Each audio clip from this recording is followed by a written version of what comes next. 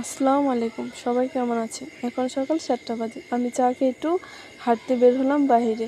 এখন দেখছি টিপ টিপ বৃষ্টি পড়ছে। এখন বাসায় যেয়ে আমি সকালে নাস্তা বানাবো সবার জন্য। আজকে সকালে নাস্তা বানাবো চাপড়ি আর ধুন্দুলের ভর্তা। সবার আগে ধুন্দুলের ভর্তা বেটে নিলাম, আর এখন চাল ডাল বেটে নিচ্ছি।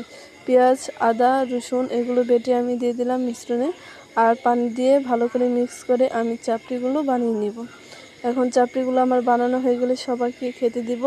আর এদিক দিয়ে দেখুন, আমি 1 মাস আগে আলু গাছগুলো লাগিয়েছিলাম। বৃষ্টির জন্য আলু গাছগুলো অনেক সুন্দর হয়েছে। দুপুরে রান্নার সময় হয়ে গেছে। আজকে দুপুরে কারকল ভাজি করব, তার জন্য কারকল ভালো করে ভাজি করে নিলাম। এখন আমি পাঙ্গাস মাছ রান্না করব।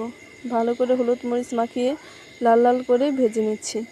ভাজা হয়ে গেলে নামিয়ে নিচ্ছি। এখন চুলায় তেল দিয়ে আদা রসুন পেঁয়াজ মরিচ এগুলো দিয়ে আলুগুলো ভালো করে কষিয়ে পানি দিয়ে দিলাম। এখন মাছ দিয়ে দেব।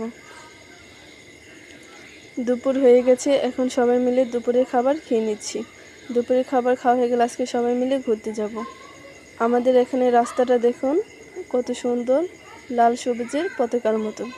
সবাই ভালো থাকবেন। আসসালামু আলাইকুম।